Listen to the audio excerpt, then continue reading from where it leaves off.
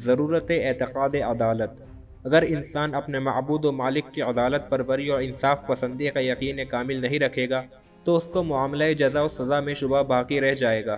وہ یہ سمجھنے میں حق بجانب ہوگا کہ ممکن ہے کہ وہ میرے عمل کی بھرپور جزا نہ دے، تو مطابق شبہ اس کے دیے ہوئے احکام پر عمل کرنے میں اس کا عزم و ارادہ اتنا ہی کمزور ہوگا، جو کردار کی کمزوری کا باعث بن جائے گا۔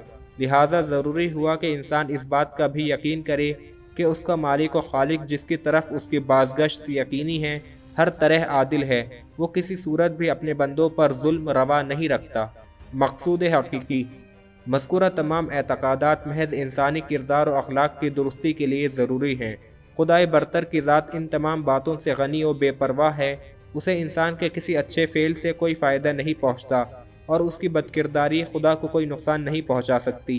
تمام انسان اگر اس کے وجود سے منکر ہو جائیں اور اس پر اتفاق کر لیں تو اس کو ذرہ برابر نقصان نہیں پہنچا سکتے ہیں۔ ان اعتقادات میں کوئی فائدہ ہے تو محض انسان کا ہی ہے، اور ان چیزوں کے انکار میں کوئی نقصان ہے تو وہ بھی اسی کا ہے۔ یہ تو خالق کی انتہائی رحمت ہے کہ محض اپنی مخلوق کی بھلائی کے لیے اس نے ایک عظیم انتظام فرمایا اور 1,24,000 انبیاء مبعوث کیے، اور مختلف اوقات میں حسب ضرورت بشریہ قوانین اخلاق اپنے انبیاء کے ذریعے انسانوں تک پہنچائے، اور سب سے آخر میں پیغمبر اعظم محمد عربی صلی اللہ علیہ وآلہ وسلم کو مکمل ترین قانون اخلاق بصورت قرآن عطا فرما کر ناف ارض مکہ میں مبعوث فرمایا۔ جزیرۃ العرب: مشرقی کرۂ ارض کے عین وسط میں جو خطہ ارض جزیرۃ العرب کے نام سے موسوم ہے، وہ خطہ حقیقتاً جزیرہ تو نہیں ہے، لیکن چونکہ تین طرف سے سمندر اسے گھیرے ہوئے ہے اس لیے جزیرہ نما ہے، اور غالباً اسی لیے اسے جزیرہ بھی کہا گیا ہے۔ یہی وہ خطہ ہے جس میں عظیم تر اسلامی آئین یعنی اسلام کی بامر خدا تدوین ہوئی۔ اس عظیم قانون کی تدوین اگرچہ مختلف زمانوں میں جناب آدم علیہ السلام کے وقت سے ہوتی رہی ہے، لیکن اس کی تکمیل اور اس کے اتمام کا صحرا اسی زمین کے سر بندھا ہے۔ عرب کا جغرافیہ: سرزمین عرب ایک ایسی سرزمین ہے جس میں ریگستان بھی ہیں، خشک پہاڑ بھی ہیں اور سرسبز و شاداب وادیاں بھی۔ یہاں گرمی میں گرمی اور سردی کے زمانے میں سردی شدت کی ہوتی ہے، لیکن بعض ساحلی مقامات ایسے بھی ہیں جہاں موسم گرما میں گرمی تو زیادہ ہوتی ہے مگر سرما میں شدت کی سردی نہیں ہوتی۔